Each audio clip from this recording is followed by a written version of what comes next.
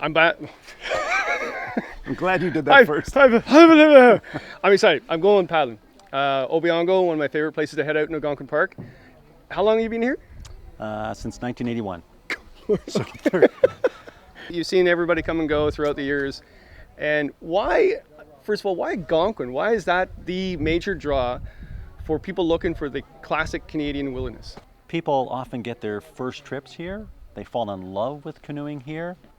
You put 2 nights under someone's belt and they have a new view of everything to do with camping. Who's coming here? Like, we're talking about accessibility. This is why Algonquin's very popular, is because it's easy to get to? Lots of people from the Golden Horseshoe and Ottawa area come up here. It's less than 3 hours away, or 3 hours to the Highway 60 corridor. There's 30 plus access points around the perimeter of the park. So you get a taste of one, you have a great time usually. You come back and you start looking on the map, and that canoe route map is addictive. I don't know how many places I've been to someone's house and they've got the canoe route map laid out over their dining room table, asking about what this is like over here, or what's that over there, and it just draws you in, and you want more and more. Why are they so devoted to Algonquin though? There's lots of other places. There's the far north. There's Temagami. There's Wabakimi. There's, Quetico. Why Algonquin? I mean, I go to Algonquin all the time, right? You come back here. Yeah, but why is that? My opinion would be that they fell in love with it, so they feel some loyalty.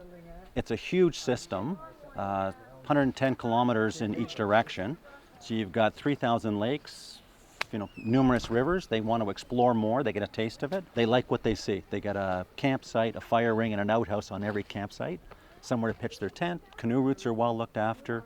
Has it changed though? Has the trends changed? You've been here since, what you say, 1981. Right. What trends have you seen? What we have now is a bit of an influx with new Canadians that are coming here that have traditionally or culturally not been exposed to canoeing. But they come to Canada, they've been here, their parents aren't pushing them to go canoeing because they don't have that in their culture. All of a sudden they've been exposed to it through either friends or schools. They're brought up here. Some of them start or go to summer camps. They get a taste of it, they're hooked, just like what we were talking about. They get the addiction, and then they say to their parents, well, let's go. So the parents are now coming up with the kids.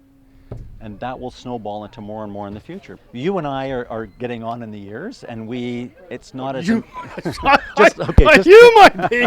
I'm doing fine. I'm careful.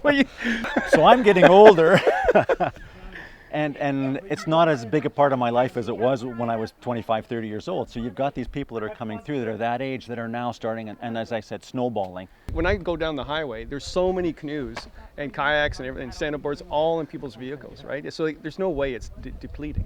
The ultimate question, do you think paddling or canoeing is truly Canadian? Oh, definitely. When you think back to, how Canada was explored by boat and then eventually by canoe. Once you're off the big waters and get into the backcountry, the boats don't work. So canoeing is how they explored Canada. After that, it was commerce, so trapping pelts and moving things around, all by canoe.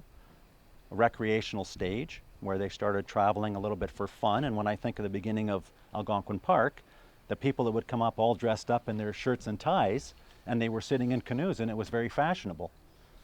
Now we're into the part where it's all recreational, and people are starting to do it more often. So part of Canada, absolutely. It's tradition, it's heritage. It's on our money, it's on our clothing.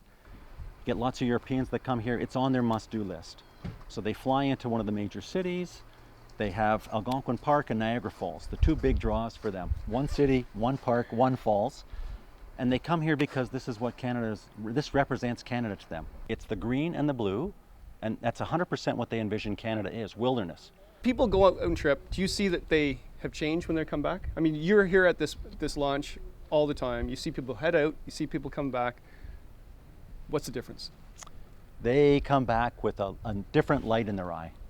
They've experienced something, they're anxious to share it with other people, they're excited.